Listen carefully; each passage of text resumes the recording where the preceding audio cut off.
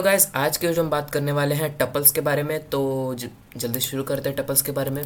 और सब्सक्राइब कर ले तो नीचे लिख देना सब्सक्राइब, मैं उसका जल्दी से रिप्लाई देने की कोशिश करूँगा। तो पिछले वीडियो में हमने बात किया था लिस्ट के बारे में, तो आज इस वीडियो में बात करेंगे टपल्स के बारे में। तो क्विक ओवरव्यू, टपल्स क्या होते हैं। टपल्स इम्यूटेबल होते हैं, मतलब कि जैसे हमने लिस्ट में ऐड मल्टीप्लाई जो भी किया था हम टपल में नहीं कर सकते, क्योंकि इम्यूटेबल मतलब उसमें वो छेड़छाड़ नहीं कर सकते। ठीक है, तो चलिए शुरू करते हैं। तो टपल्स में, टपल को बनाने के लिए मैं टपल ऐसे दूंगा, टपल 1। और मैं टपल्स को बनाने के लिए हम जो जैसे लिस्ट में हम बनाते थे, तो लिस्ट में हम क्या करते थे, लिस्ट में बनाने के लिए हम लोग यूज़ करते थे स्क्वायर ब्रैकेट्स।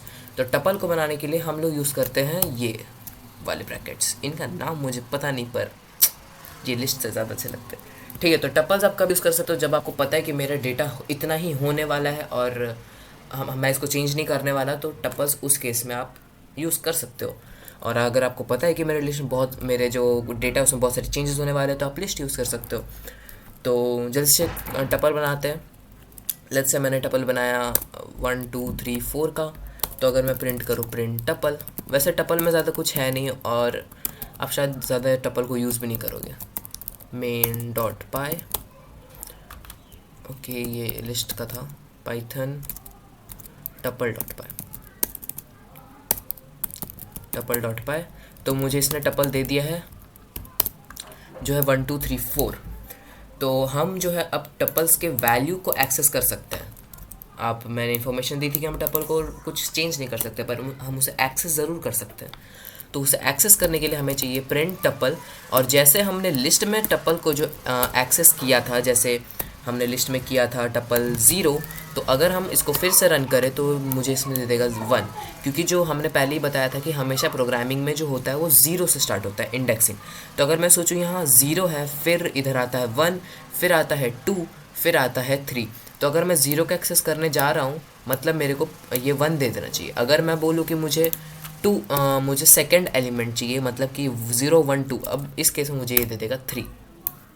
इसे आप देख सकते हैं, इसने मुझे 3 दे दिया है। फिर मैं -1 एलिमेंट को भी एक्सेस कर सकता हूँ जो है 4, क्योंकि अगर मैं 0 से जाऊँ, 0 से माइनस, फिर वो वहाँ यहाँ आ जाएगा 4 पे।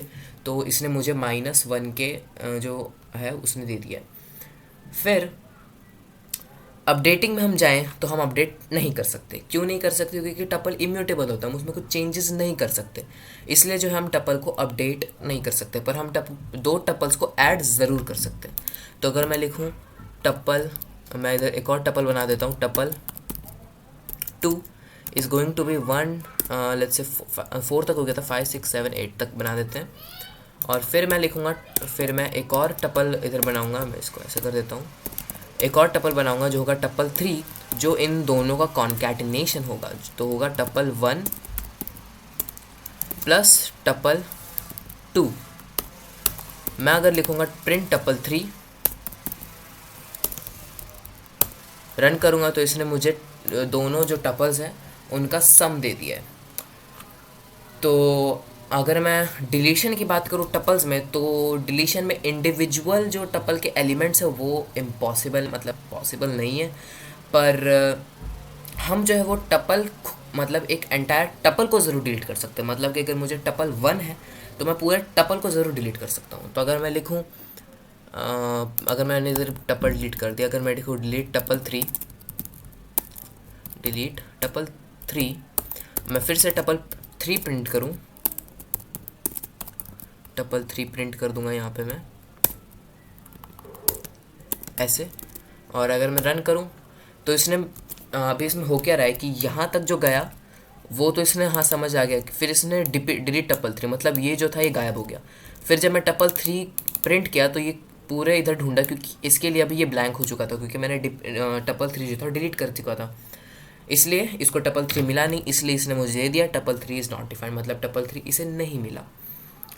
ठीक है, तो यही था बेसिक कि टपल्स क्या होते हैं। फिर अभी हम देखते हैं बेसिक टपल ऑपरेशंस की। हाँ, टपल में ऑपरेशंस हम ज़रूर कर सकते हैं। तो मैंने पहला बता दिया, ये था पहला टपल ऑपरेशन जो है कॉन्कैटिनेशन।